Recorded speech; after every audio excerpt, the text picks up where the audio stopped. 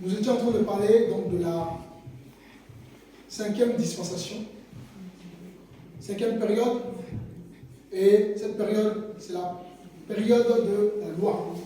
Dieu donne la loi. Et quand on parle de la loi, on parle de la Torah. Torah qui veut dire enseignement au pluriel. Et dans la Torah, il y a plusieurs choses. Nous avons vu qu'il y a les 10 commandements.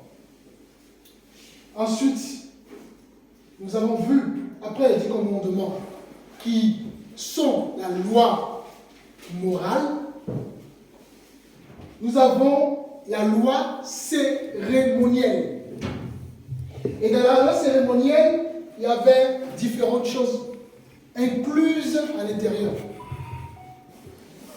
Et donc, dans la loi cérémonielle, nous avons par exemple les 7 fêtes de l'Éternel. Je disais que ces 7 fêtes-là étaient prophétiques.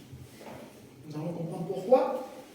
Et je tenais à ce qu'on développe les fêtes parce que c'est lié au thème, asseoir sa foi en Dieu par la connaissance de Yahweh. Je suis et de son dessein. Dieu a un plan pour chacun d'entre nous et il a établi un plan pour l'humanité. Alors ici, nous sommes dans la période où Dieu a révélé la loi. On a vu qu'on était dans l'obscurité, dans le noir, et la loi vient. La loi, c'est comme une lumière. Si on est dans une pièce où il n'y a pas la lumière, on ne verra pas les taches. Donc c'est ça le péché. On allume la lumière, on commence par voir les taches. Donc la loi apparaît pour révéler en nous que nous étions et que nous sommes des pécheurs pour ceux qui n'ont pas encore reçu le Seigneur. C'est une vérité biblique. Nous sommes tous passés par là. Et on a vu, autrefois quand nous étions dans le monde, nous étions des pécheurs. Et par la grâce du Seigneur, Dieu nous a convaincus. On a cru en l'évangile, on l'a accepté et on marche selon les principes et les valeurs du royaume. J'expliquais que si nous sommes en France, que nous ne respectons pas la loi de la France, il y a un problème. Alors si, en tant qu'être humain, nous arrivons à établir des choses et nous respectons ces choses-là, pourquoi nous ne voulons pas respecter les choses de Dieu? Si les hommes sont organisés, à plus forte raison. Dieu, on a vu que Dieu n'est pas un Dieu de désordre, mais c'est un Dieu d'ordre. Alors, si nous arrivons à honorer ou à respecter les lois humaines, alors quand nous voulons avoir une relation avec Dieu, il nous faut respecter sa loi. Si je suis avec un homme, une femme, je suis avec ma femme, et que je ne cherche pas à la connaître, elle ne cherche pas à me connaître, ça ne marche pas. Et l'amour par excellence, c'est Dieu. Donc Dieu ne voudra jamais rien de méchant pour nous. Jamais. Si nous arrivons, nous qui sommes des êtres humains, regardez un peu l'amour qu'on a pour nos enfants. Mais Dieu, son amour, c'est plus. Alors il faut faire confiance. On a vu aussi que c'est la foi qui nous permet d'avoir une relation avec Dieu. Sans la foi, personne ne peut avoir une relation avec Dieu. Et on a vu que la prière que Dieu reçoit, c'est la prière des saints. De ceux que Dieu lui-même a déclarés saints. Et qui Dieu déclare saints? Des gens qui acceptent sa parole. Et cela passe par des engagements, il n'y a pas que des mots. Ce n'est pas Dieu, je veux te suivre, non, c'est l'engagement. Je l'accepte, sa parole, je m'engage par le baptême et je le suis. Ça montre clairement que je veux avoir une relation avec ce véritable Dieu. Maintenant, dans cette dispensation, Dieu se révèle, n'est-ce pas, aux êtres humains et dit, bon, c'est le moment que je vous révèle votre état. Et il se révèle à l'homme par la loi. D'abord par les 10 commandements. Les 10 commandements sont tous gravés dans le cœur. Et le premier commandement dans la loi, tu n'adoreras pas d'autres dieux en dehors de moi. Quelqu'un peut lire rapidement Exode chapitre 20, le verset 1er. Alors Dieu prononça toutes ces paroles. Je suis l'Éternel, ton Dieu, qui t'ai fait sortir d'Égypte, de la maison d'esclavage. Tu n'auras pas d'autre Dieu devant moi. Voyez, le véritable Dieu n'accepte pas qu'on mette dans notre vie d'autres dieux.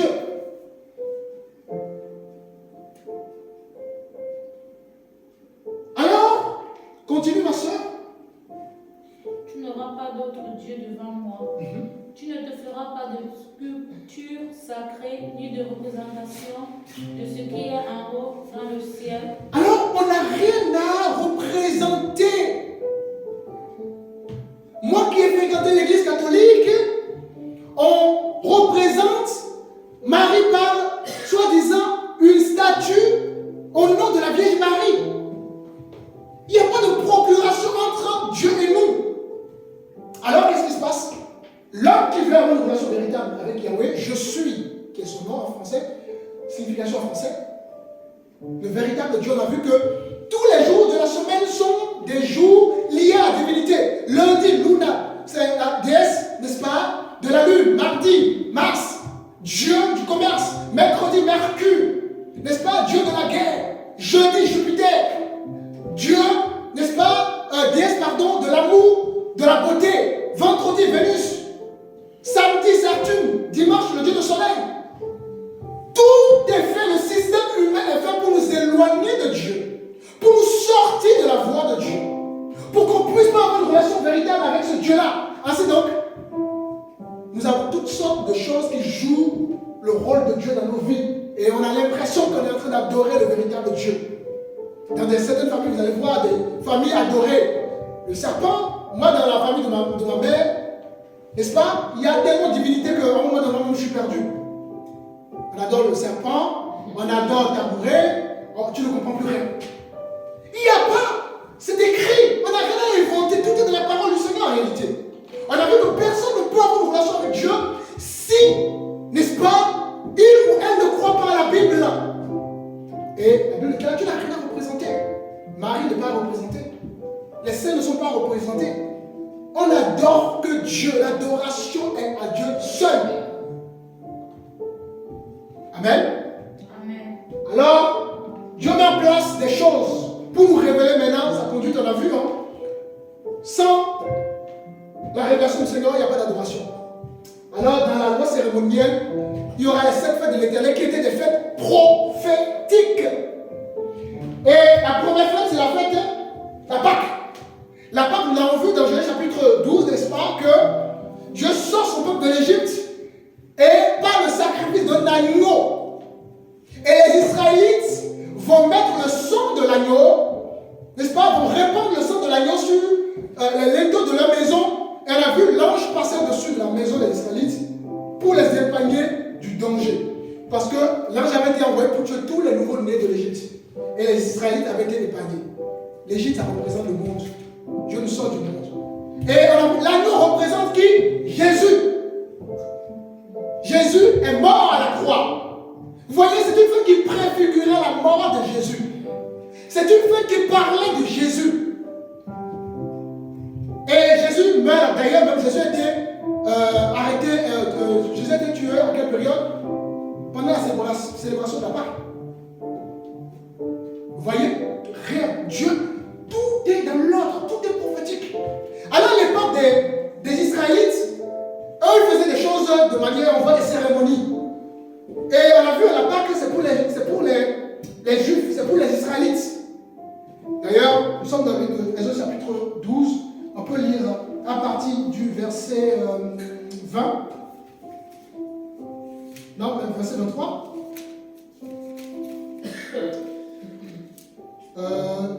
Descends même verset 24. Excusez-moi, reprenons verset 23 pour la compréhension de tous. Vas-y, verset 23.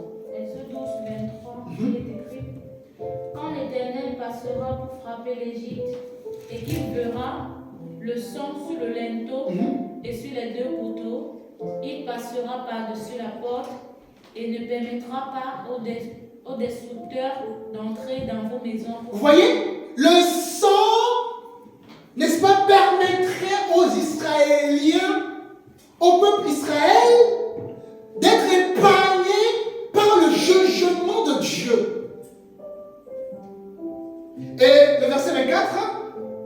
Vous respecterez cela comme une prescription valable pour vous et pour vos enfants à perpétuité. Alors c'est qui va respecter cette fête-là? C'était qui? Vous. C'est les Israélites. Ce n'est pas les chrétiens. Ce sont les Hébreux qui sont appelés à honorer. Donc, cette Pâque était la Pâque juive. respecté par les Israélites. Maintenant, nous sommes dans le temps de l'Église.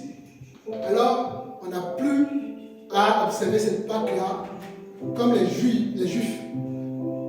On a compris que Christ l'agneau préfigure Christ. Christ est mort pour nous. Alors, comment faire pour fêter cette Pâque-là? Par la vie de sanctification. Il n'y a pas quelque chose, il n'y a pas à reproduire ces choses-là. La sanctification nous permet, n'est-ce pas, de commémorer l'œuvre de la croix. La bonne adoration, la bonne prière, les agapes, tout ça, ça nous permet de commémorer, n'est-ce pas, la Pâque. Parce que c'était une fête prophétique. Il n'y a pas un jour défini, on a vu, hein? Le jour des Hébreux commence par Nissan, mars-avril. Alors qu'aujourd'hui, nous sommes sur le système gouvernement humain et notre mois commence par janvier. Alors il n'y a pas de jour défini. Comme on dit souvent, Jésus est tel jour, on ne connaît pas le jour exact. Alors on ne peut pas se permettre de dire tel jour c'est le jour de Dieu. Comme on dit dimanche c'est le jour du Seigneur. Dimanche n'a jamais été le jour du Seigneur. Dimanche, on fait des cultes le dimanche parce qu'on est beaucoup plus libre, c'est tout. On peut adorer Dieu mardi, mercredi, jeudi, il n'y a pas de problème. Il n'y a pas un jour défini. Tout ça, c'était l'ombre des choses à venir, on va le voir.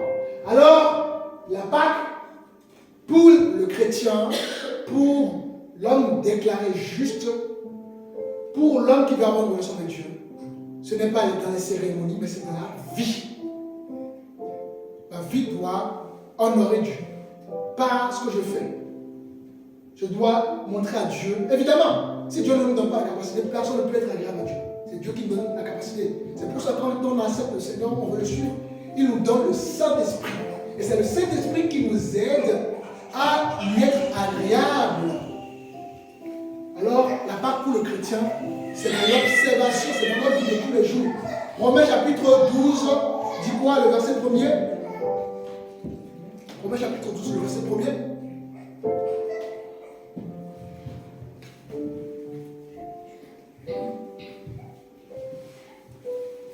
Romains chapitre 12, le verset 1er.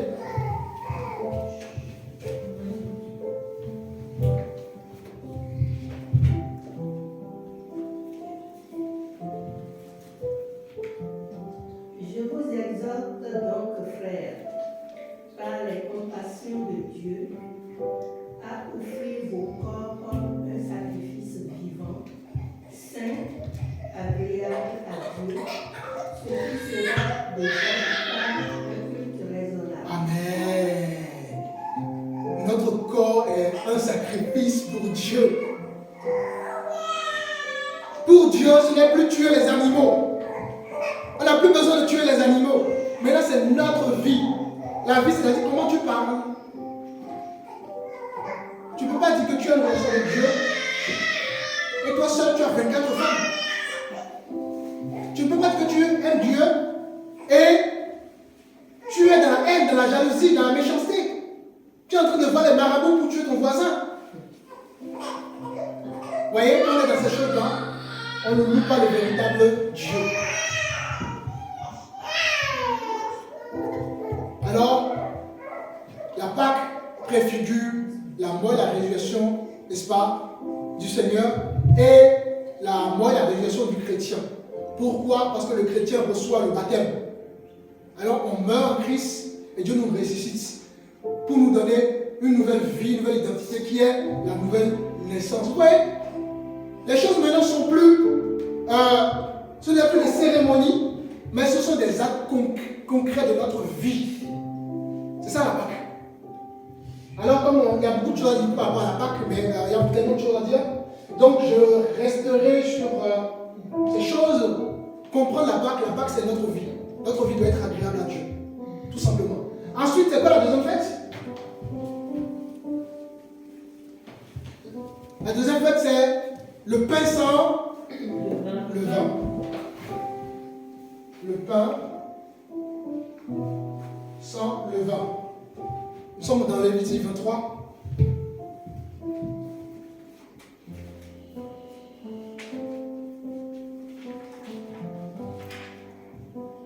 Et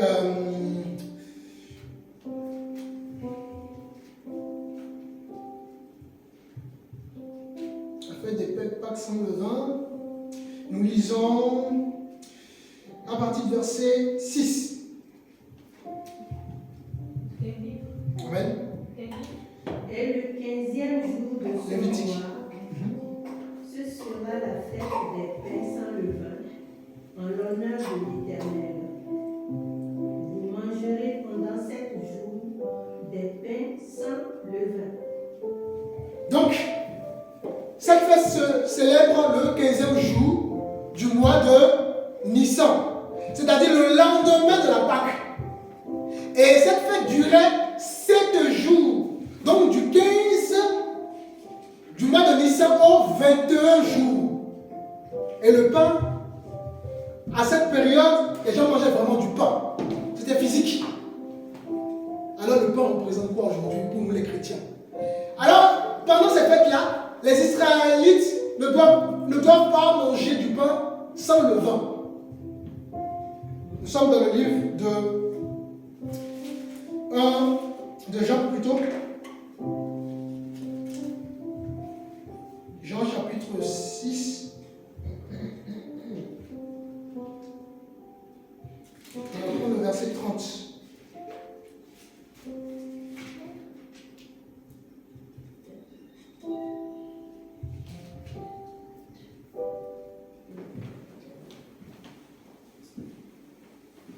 Mais Jésus leur dit,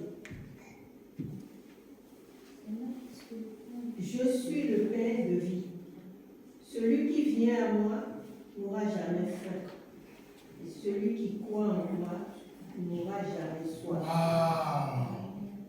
Vous voyez que si on ne reçoit pas la grâce du Seigneur, on peut tout confondre. Jésus dit, c'est moi, le pain. Le pain, vous avez l'habitude de manger là, c'est moi. Donc ça a changé en fait. Et Jésus, nous savons, nous allons le voir, c'est la parole. Donc le pain ici, c'est la parole. C'est la vérité. Il dit, mangez, moi, vous n'aurez plus jamais faim. Vous imaginez, tu te retrouves devant les autres, tu dis, mangez-moi. Si tu n'as pas l'Esprit de Dieu, tu peux gifler la personne. Bah oui. Tu racontes quoi là? T'es bien réveillé?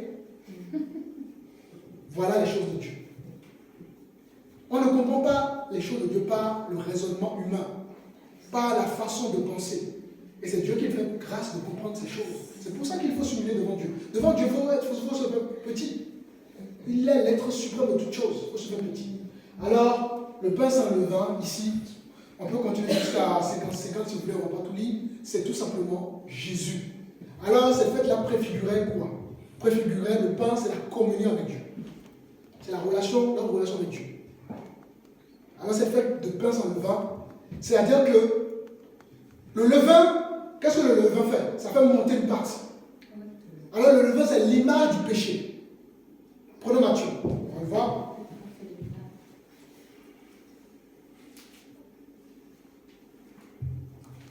Nous sommes dans le livre de Matthieu, chapitre 16.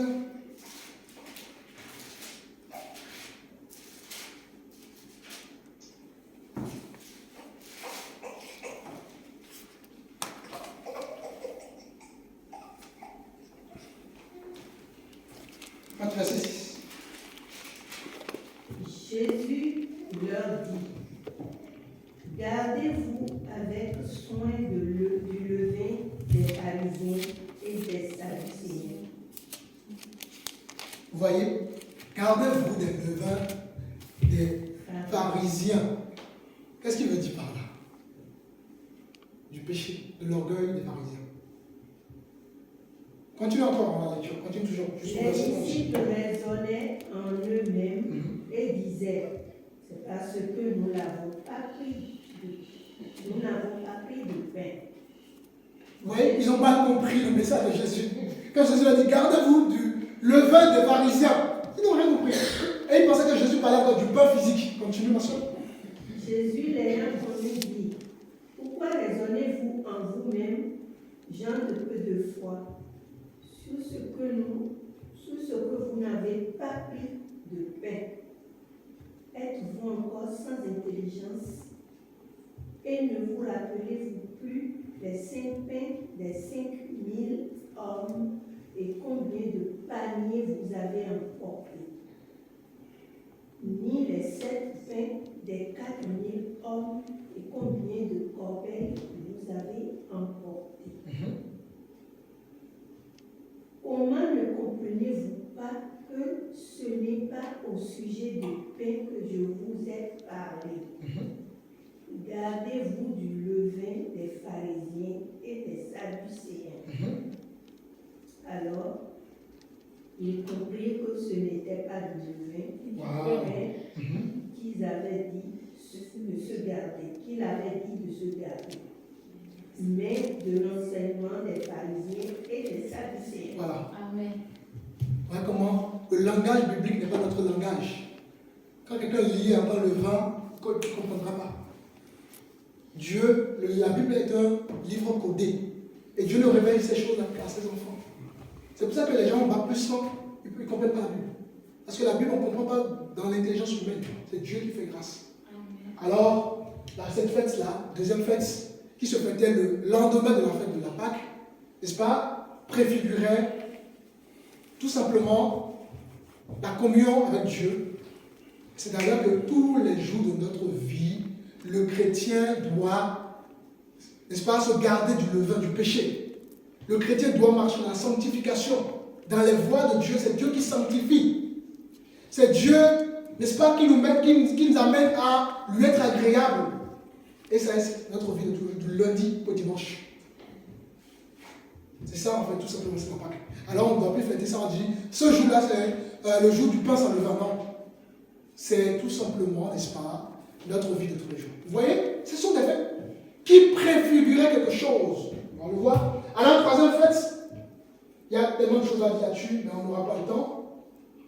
Troisième fête, nous sommes donc dans Lévitique 23 toujours, et lisons à partir du verset 9. On va à la troisième fête. On va aller rapidement parce qu'il y a quelque chose de très très important que je vois, on va voir avant la fin de la journée. Lévitique 23, verset 9. L'Éternel parla à Moïse et dit: Parle aux enfants d'Israël et tu leur diras: Quand vous serez entrés dans le pays que je vous donne et que vous y ferez la moisson, vous apporterez au sacrificateur une gerbe. Prémisse de votre moisson. C'est bon. Pour le reste, vous allez lire à la maison. Je vais détailler, vous allez lisez. Donc, troisième fête, la fête des prémices. Donc, cette fête est célébrée le premier jour du sabbat. Et les Israélites devraient apporter les prémices de leur moisson. Première chose, la première chose de leur vie. Alors, cette fête préfigurait quoi? Préfigurait la mort et la résurrection de Jésus. Parce qu'il est ressuscité, il est mort, il est ressuscité, il est le seul à être ressuscité. Ça préfigurait aussi la naissance des chrétiens. Parce que, voilà. Et durant cette fête, n'est-ce pas, qu'est-ce que Dieu nous demande? On doit le mettre en premier. Bon, je reçois un salaire, bon, je paye tout. Et puis comme il me reste 2 € dans... Là, je peux penser à Dieu, non? Je pense à Dieu d'abord. Après vient la suite. C'est ça qu'on appelle, en fait, des prémices. Mettre Dieu toujours au premier plan. C'est quand tu es en galère, tu penses à Dieu, non? Mais quand tout va bien, Dieu n'existe pas. Qu'il pleuve, qu'il neige, toujours Dieu. C'est, en fait, c'est une fête prophétique. En fait, des prémices. Voilà. On peut détailler, mais il y a beaucoup de choses à voir. Si par exemple, nous sommes dans le livre de 2 Corinthiens rapidement. Maintenant, on peut prendre 1 Corinthiens. 1 Corinthiens chapitre 15. Nous allons partir verset 20. 1 Corinthiens 20. Mais maintenant, Christ est ressuscité des morts. Il est le prémisse de ceux qui sont morts. Alors, vous voyez, c'est ça. Prémisse préfigurait la mort et la réalisation du Seigneur. Et ça, la fête des prémices, voilà. On pourrait tellement détailler sur cette fête-là. Et nous sommes aussi morts ressuscités en Jésus pour les chrétiens. Voilà un peu la signification de cette fête. Donc, on est au 3e. Ensuite viendra une autre fête, toujours dans Lévitique 23. Nous sommes dans le verset 4. Ah, j'ai dit 4. Le verset 15, pardon.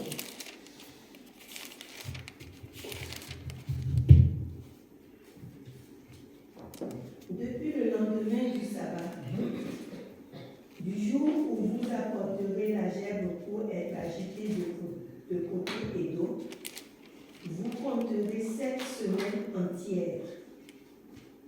Vous compterez 50 jours jusqu'au lendemain du 7e sabbat, et vous ferez à l'Éternel une offrande nouvelle. Oui, continue. Vous apporterez de vos demeures 2 pains pour qu'ils soient agités de côté et d'autre. Ils seront faits avec 2 dixièmes de fleurs de farine et cuits avec du levain. Ce sont des prémices à l'Éternel. Outre ces pains, vous offrirez un holocauste à l'Éternel, 7 agneaux d'1 an, sans défaut, un jeune taureau et 2 béliers. Vous y joindrez l'offrande et la libation ordinaire, comme offrande consumée par le feu. Amen. Vous lirez le reste après. Alors, 4e fête ici, c'est la fête de la Pentecôte.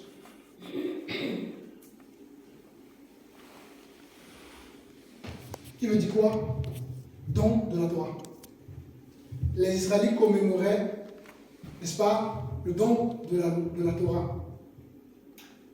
Et nous avons reçu quoi comme don? Ouais, mais plus près, oui. C'est juste, hein, cet esprit. Mais plus précisément la parole. On sait que la parole est cet esprit, Jésus, tout ce que nous avons. Le don de la parole. Alors, eux, ils ont reçu le don de la Torah. Et nous, on a reçu, l'Église a reçu le don de la parole. Et durant la Pentecôte, qu'est-ce qui se passe? Quand quelqu'un accepte le Seigneur, qu'est-ce qui se passe? Il reçoit le Saint-Esprit. Et le Saint-Esprit est scellé. J'évite de prendre des versets bibliques pour qu'on ne soit pas trop long. En lui. C'est ça la Pentecôte, l'effusion du Saint-Esprit. Vous voyez? Eux, c'est la parole, et nous, on est remplis par le Saint-Esprit quand on accepte le Seigneur. Donc cette fête de la Pentecôte préfigurait l'effusion du Saint-Esprit. Ensuite viendra la 5e fête. Qui est quoi, la 5e fête? Nous sommes dans le Lévitique 23. Allez, prenons le verset 23. L'Éternel parla à Moïse et dit, parle aux enfants d'Israël et dit, le 7e mois, le 1er jour du mois, vous aurez un jour de repos, publié au son des trompettes et une sainte convocation. Donc, ici, nous sommes dans la fête des trompettes. Donc, trompettes. Et cette fête, ça se fêtait le 7e mois. Le 7e mois, dans le calendrier, vous voyez, c'est quoi? C'est Dichi. très bien, je suis bien. Je sois béni. Donc, je suis ici. Hop, c'est ici. Qui correspond à septembre-octobre. Voyez-vous? Septembre-octobre. Donc, le premier jour de ce mois, c'est la fête, n'est-ce pas, des trompettes. Alors, à cette fête-là, il y a un chauffard qui retentisse. On convoque tout le peuple d'Israël. Ils abandonnent tout ce qu'ils avaient à faire et se présente devant le Seigneur. Et durant cette fête-là, n'est-ce pas, qu'est-ce qui se passe? Au fait de la trompette, qu'est-ce qui se passe? On continue à lire. Je peux continuer à lire?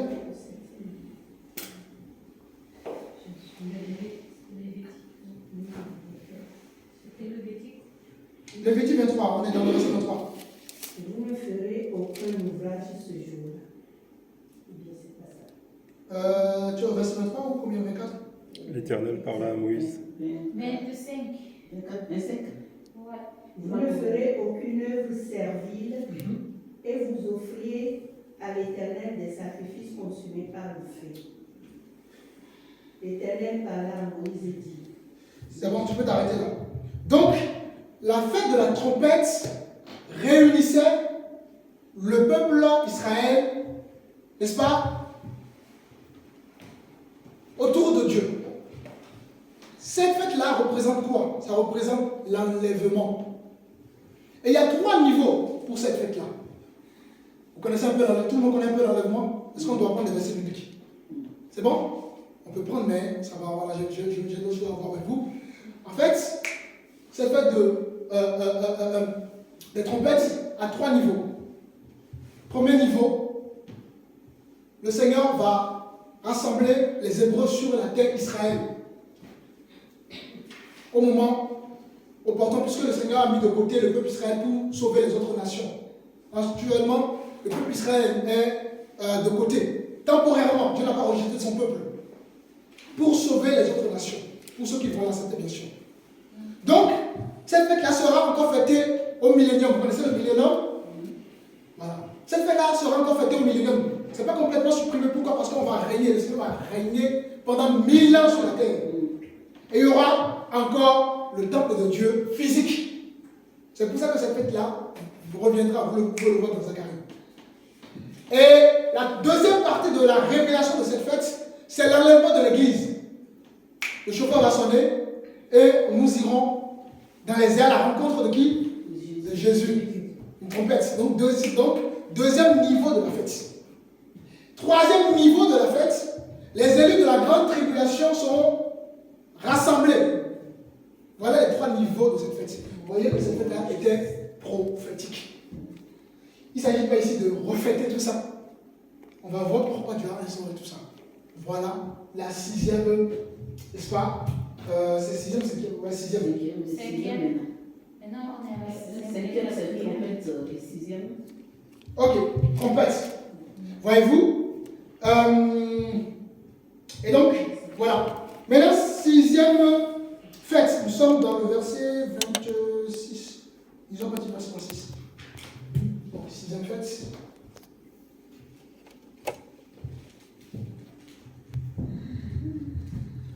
L'Éternel dit à Moïse, le 10e jour de ce 7e mois, ce sera le jour des expiations. Vous aurez une sainte assemblée, vous vous humilierez et vous offrirez à l'Éternel. C'est bon, merci beaucoup. 6e fête, la fête des expiations. Qu'on appelle Yom Kippur. Donc Y-O-M K-I-2-P-O-U-R. La fête des expiations. Durant cette fête, il y avait une convocation, bien évidemment. Les Israélites, le peuple Israël devrait jeûner pendant 24 heures. Il n'y avait pas 24 heures, pendant 12 heures à l'époque. Et nous, qui vous avez dit que la fête de la sainteté, l'expiation, qu'est-ce qui se passait pendant cette fête-là? Le grand prêtre devrait sacrifier une fois dans l'année, expier son péché à lui et les péchés du peuple. Et il était le seul à rentrer dans le lieu très saint. On va le voir de toute façon. Voyez-vous? Et nous, aujourd'hui, ça représente quoi l'expiation pour nous? La fête des pardon de péché. Mais ça préfigure Christ. Christ est le sacrifice expié pour les chrétiens. Vous voyez? Christ Christ est le sacrifice expié pour les péchés, pour le pardon de nos péchés. Amen. Amen.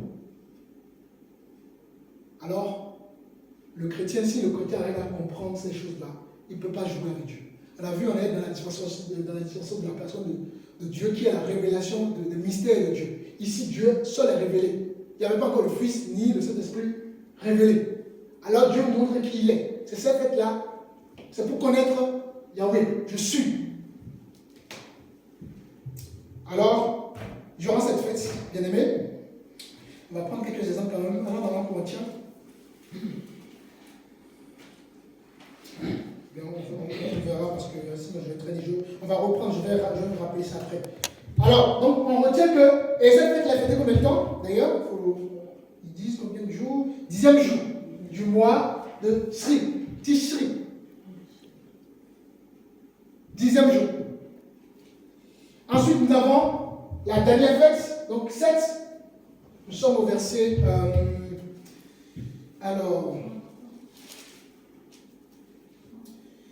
Nous sommes au verset 33. L'Éternel dit à Moïse, transmets ces instructions aux Israélites. Le 15e jour de ce 7e mois, ce sera la fête des tentes, en l'honneur de l'Éternel. On sait quelle fête? La fête des tentes. Voilà, ou tabernacle. On va voir. Je vais vous expliquer pourquoi c'est tentes. La fête des tentes. Et la Bible déclare que nous sommes des tentes. Dieu habite où maintenant? À nous, qui n'a plus un bâtiment. Avant, Dieu mettait en place des lieux bien précis. Alors quand on dit, Dieu, si tu ne viens pas dans ce bâtiment, voilà, tu ne peux pas louer Dieu. Non, à la messe, tu peux louer Dieu. Évidemment. Tu dois être dans la communion fraternelle avec les bien-aimés, c'est instauré par le Seigneur.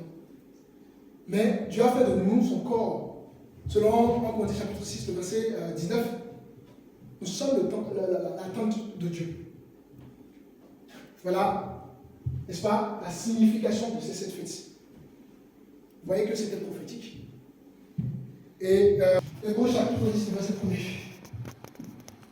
En effet, la loi qui possède une ombre des biens à venir et non l'exacte représentation des choses ne peut jamais, par les mêmes sacrifices qu'on offre perpétuellement chaque année, amener les assistants à la perfection.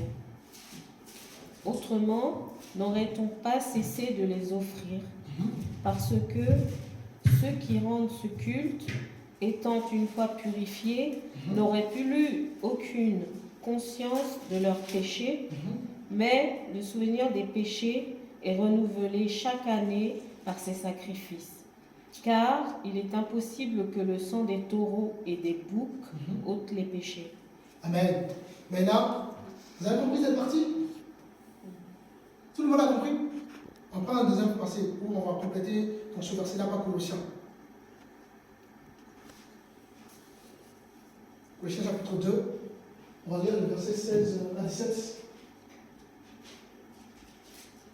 Que personne donc ne vous juge au sujet du manger ou du boire, ou au sujet d'une fête, d'une nouvelle lune ou des sabbats. C'était l'ombre des choses à venir. Wow.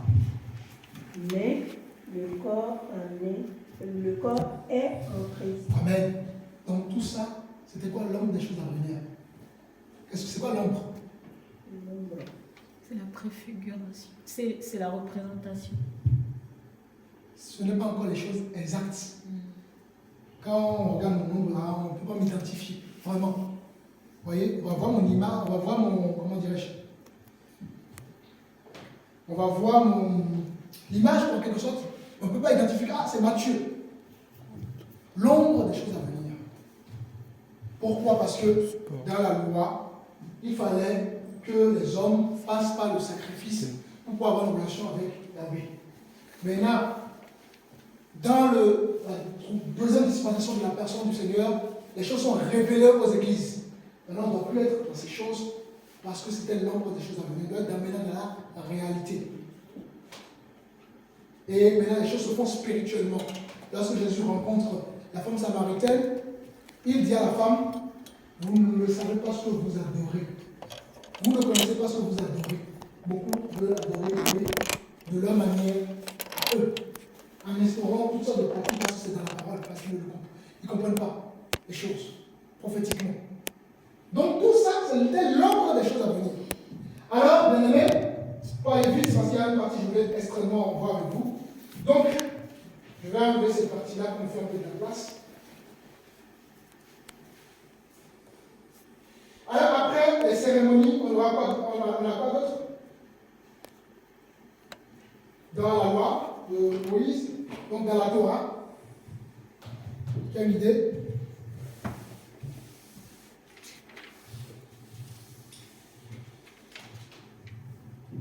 On va y avoir les sacrifices, les sacrificateurs. Où se veut les sacrifices d'abord? Sacrifices. Et les sacrifices, c'était quoi? L'ombre des choses à venir. Notre sacrifice maintenant, c'est quoi? C'est notre vie. On se sacrifie maintenant de par notre vie de sanctification. On ne tue plus les animaux, mais c'est notre vie. Ta façon de parler, ta façon d'agir, tout ce que tu fais. C'est ça notre sacrifice aujourd'hui. Il n'y a plus d'animaux, il n'y a plus de sang. Jésus a versé son sang pour nous. Une fois pour toutes, nous dit la parole du Seigneur. Ensuite, donc les sacrifices, on aura les sacrificateurs. Quelqu'un peut me lire après chapitre 1, le verset 5 à 6, s'il vous plaît. Après chapitre 1, le verset 5 à 6.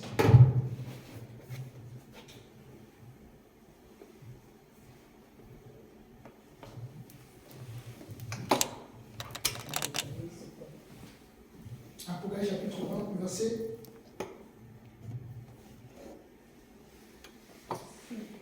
5 à 6. Et de la part de Jésus-Christ, le témoin fidèle, le premier-né des morts et le prince des rois de la terre, à celui qui nous aime, qui nous a délivrés de nos péchés par son sang, et qui a fait de nous un royaume, des sacrificateurs pour Dieu, son Père. Amen. Le nous là, c'est qui? Le nous, c'est qui? Voilà. C'est toutes les personnes qui acceptent le Seigneur. Toi en Christ. Voilà. Une fois en Christ, merci pour la précision. Donc, une fois en Christ, nous sommes des sacrificateurs. Et à l'époque, tout le monde ne pouvait pas prier Dieu. Tout le monde ne pouvait pas avoir une relation avec Dieu. Le peuple d'Israël est composé de 12 tribus. On a vu le chiffre 12, le chiffre du gouvernement. 12 tribus, qui est divisé en 2 royaumes. Et dans ces 12 tribus, il y avait une seule tribu qui était appelée à servir Dieu. Les autres n'avaient pas le droit de servir Dieu. Et donc, ces sacrificateurs jouaient, n'est-ce pas, le rôle d'intermédiaire. Alors, celui qui accepte le Seigneur aujourd'hui, Dieu le déclare sacrificateur. Waouh! Vous voyez que les choses, c'est vraiment l'homme des choses à venir. Alors, les sacrificateurs vont maintenant de servir Dieu dans le ministère changeant, bien évidemment, il faut se former, voilà, etc. Mais ça veut dire que je peux aller dans ma chambre et prier seul. Je n'ai pas besoin de pasteur pour prier. Évidemment, on a vu, hein, celui qui prie à Dieu qui n'est pas converti, la prière, selon Proverbe 28, c'est une abomination. Donc je dois naître de nouveau pour prier Dieu. Donc maintenant, une fois que je suis né de nouveau, je peux prier seul. Invoquer Dieu dans ma douche, au marché, dans ma voiture. Il n'y a pas un lieu précis. Ça a changé. C'est ça être sacrificateur. Or, le peuple ne pouvait pas faire ces choses à cette époque-là. Ensuite, la partie très importante de cette conférence, je vais surtout voir avec vous. Là, on va voir. Donc, dans tout dans la loi, nous sommes dans la Torah. Donc, on va voir la tente. Le tabernacle, merci. Yes! Je sens bien. Voyez-vous bien, je vais développer vraiment cette partie-là. On peut ne pas avoir voilà, les choses que j'ai prévues, mais cette partie-là, je tiens absolument à tout ça. Alors, toujours, là, nous sommes Vous voyez? Et ce sont des choses qui se pratiquaient dans la loi cérémonielle. Alors, vous avez noté tout ça un peu facile? Oui. Ok, parfait. Là, on voit vraiment comment ça fonctionnait. La tente, c'est le tabernacle de l'époque. Très important. Alors, bien aimés, comment Dieu fonctionne? Quand Dieu a sorti son peuple de l'Égypte, convoqué au mont Sinaï, épineux, il donne la Torah. Dans la Torah, on va d'abord les 10 commandements. La loi cérémonielle qui permet au peuple de sacrifier régulièrement des sacrifices. Il faut savoir que, comment vous expliquer? Le sacrifice, c'est quoi? Supposons que je suis malade. Le malade, comme je suis malade, je suis un pécheur. Vous avez vu, quand une pièce est noire, on ne voit rien. Donc je suis malade. Il me faut être guéri. Nous étions malades. Et il faut être guéri, la loi arrive. Alors, je vais chez le médecin diagnostique ma maladie. C'est la loi morale. Ma maladie est révélée. Il savait que ma maladie n'a pas de solution. Par exemple, le sida ou autre. Et comme le péché, en ce moment, dans cette période de dispensation qui est la loi, 5e dispensation, il n'y avait pas encore la révélation du Fils ni du Saint-Esprit. Donc, il n'y avait pas la possibilité de guérir le péché. Donc, qu'est-ce qu'on fait? Quand on ne peut pas guérir quelqu'un, on va mettre en place des médicaments que je dois prendre tous les jours jusqu'à la fin de ma vie. Les médicaments que je dois prendre jusqu'à la fin de ma vie, ce sont les lois cérémonielles. Donc, les lois cérémonielles, n'est-ce pas, étaient temporaires. On devait être dans ces lois-là pour être en relation avec Dieu. Donc, à chaque fois que le peuple sacrifiait des animaux, Dieu leur rappelait le péché.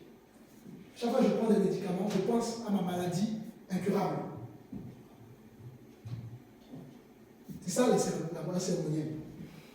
Ça, c'est temporaire.